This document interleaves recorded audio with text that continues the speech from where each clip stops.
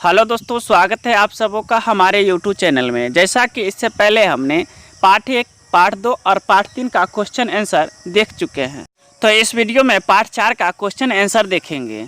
यदि हमारा वीडियो पसंद आए तो चैनल को सब्सक्राइब करें तथा साथ में बेल आइकन को दबा दें ताकि ऐसा ही वीडियो सबसे पहले आपको मिल सके। चलिए अब देखते हैं पार्ट 4 का क्वेश्चन आंसर। तो उससे पहले हम कुछ इंट्रोडक्शन जान लेते हैं। तो इस पाठ का नाम है नाखून क्यों बढ़ते हैं, जिसका लेखक हजारी प्रसाद द्विवेदी जी है।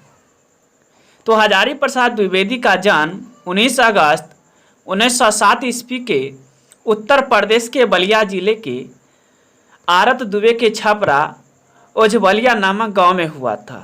इसका गांव था ओझवलिया और उत्तर प्रदेश राज्य पड़ता है, जो 1907 ईस्वी में इसका जन्म हुआ था। इसके पिताजी का नाम श्री अनमोल द्विवेदी है और माता का नाम श्रीमती ज्योति स्मृति है। तो चलिए आप क्वेश्चन नंबर 1 से स्टार्ट करते हैं। तो क्वेश्चन नंबर 1 आता है, नाखून क्यों बढ़ते हैं? यह प्रश्न लेखक के आगे कैसे उपस्थित हुआ? तो उत्तर जानते हैं। नाखून क्यों बढ़ते हैं यह प्रश्न लेखक के छोटी बेटी से उपस्थित होता है। लेखक के छोटी बेटी लेखक से पूछ देता है कि पापा ये नाखून कैसे बढ़ता है? तो लेखक आश्चर्यचकित हो जाता है।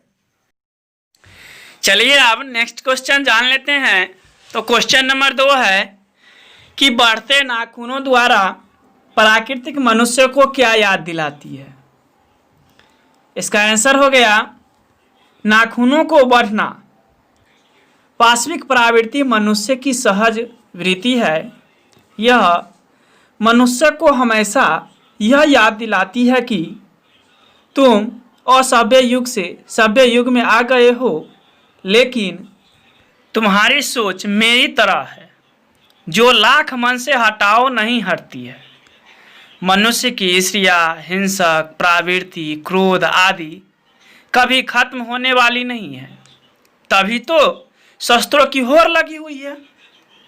मनुष्य जो है नाखून बढ़ाते हुए यह याद दिलाती है। क्वेश्चन नंबर 3, लेखक द्वारा नाखूनों को अस्त्र के रूप में देखना कहाँ तक संगत है?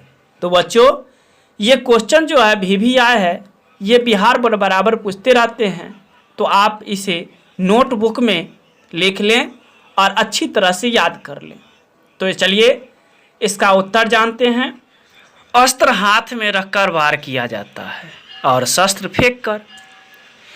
लाखों वर्ष पहले मनुष्य जंगली था। वन मानुष जैसा नाखून द्वारा ही वह जंगली जानवरों आदि से अपनी रक्षा करता था। दांत भी थे, लेकिन उसका स्थान नाखूनों के बाद था। चूंकि नाखून हमारे शरीर का अंग है, इसीलिए लेखक द्वारा नाखूनों को अस्त्र के रूप में देखना सर्वथा उचित है। अगला क्वेश्चन कहता है 4 नंबर, मनुष्य बार बार नाखून क्यों काटता है? VVI है बच्चों, याद कर लें।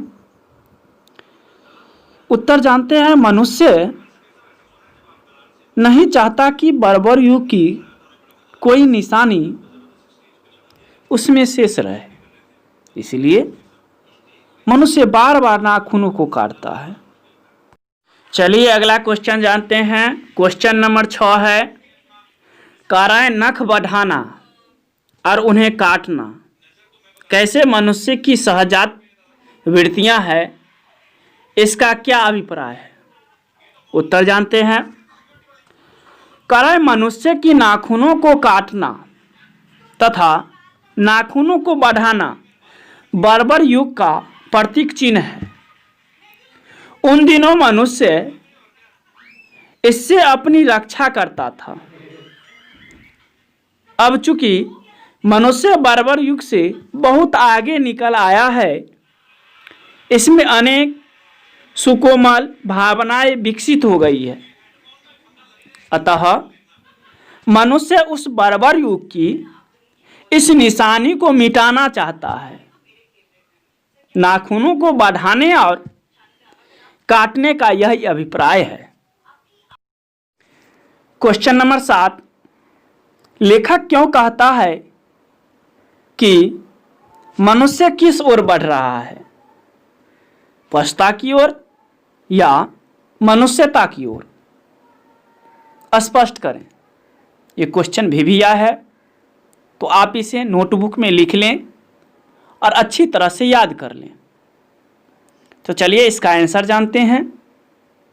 लेखक देखता है कि मनुष्य एक ओर अपने बर्बर काल के चिन्ह को नष्ट करना चाहता है और दूसरी ओर प्रतिदिन घातक शस्त्रों में वृद्धि करती है। तो वह चकित रह जाता है और अपने मन में सवाल उठाता है कि आज मनुष्य किस ओर जा रहा है, मनुष्यता की ओर जा रहा है या पशुता की ओर जा रहा है।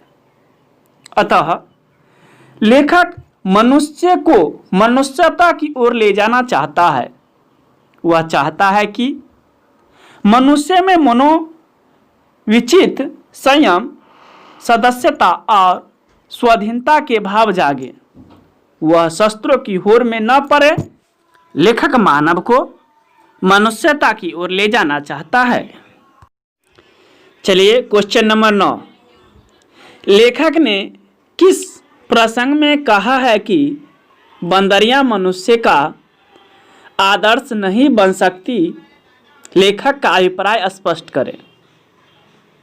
उत्तर देखिए, कराए पुराने से चिपके रहने के प्रसंग में लेखक ने उस बंदरिया का जिक्र किया है जो अपने सीने से मृत बच्चों को चिपकाए घूमती थी। लेखक का कहना है कि ऐसी बंदरियां मनुष्य का आदर्श नहीं बन सकती और वह मृत और जीवंत में अंतर नहीं कर सकती, जबकि मनुष्य में चिंतन शक्ति है। वह निर्जीव और सजीव में अंतर कर सकता है, समझ सकता है कि क्या उपयोगी है और क्या अनुपयोगी है। अतः पुरातन और नवीन की अच्छी बातों को ग्रहण करना और व्यर्थ तत्वों को त्याग ही मनुष्य की आदर्शता है। चलिए क्वेश्चन नंबर 10 जानते हैं। स्वाधीनता शब्द की सार्थकता लेखक क्या बताता है? ये भी क्वेश्चन भी आया है, तो आप इसे नोटबुक में लिख लें और अच्छी तरह से याद कर लें। तो इसका आंसर जान लेते हैं। लेखक की विचार में स्वाधीनता शब्द अत्यंत व्यापक और अर्थपूर्ण है। इसमें अपने आप को नियंत्रित करने का भाव है, कोई बाह्य दबाव नहीं है। इस शब्द में हमारे देश की परंपरा और संस्कृति परिलक्षित होती है, जिसका मूल तत्व है संयम और दूसरे के सुख दुख के प्रति संवेदना, त्याग और श्रेष्ठ के प्रति श्रद्धा। यही कारण है कि द्विवेदी जी ने अधीनता की अपेक्षा स्वाधीनता शब्द की इंडिपेंडेंस का सार्थक पर्याय माना है। क्वेश्चन नंबर 13, सफलता और चरितार्थ शब्दों में लेखक अर्थ की भिन्नता किस प्रकार प्रतिपादित करता है? भी क्वेश्चन है, तो आप इसे भी नोटबुक में लिख लें और अच्छी तरह से याद कर लें। तो चलिए आंसर जानते हैं। लेखक के अनुसार सफलता और चरितार्थ में पर्याप्त अंतर है। सफलता में मनुष्य मरण शास्त्रों के संचय से बाह्य उपकरणों की बहुमूल्य से उस वस्तु को पा भी सकता है, किंतु चरितार्थ में मनुष्य के प्रेम, मैत्री और त्याग में है। अपने को सबके मंगल के लिए निःशेष भाव से देने को है। दोनों शब्दों में आकाश और पाताल का अंतर है। यदि हमारा वीडियो पसंद आए तो चैनल को लाइक और सब्सक्राइब करें तथा बेल आइकन को दबा दें, ताकि ऐसा ही वीडियो सबसे पहले आपको मिल सके। वीडियो को पूरा देखने के लिए धन्यवाद दोस्तों।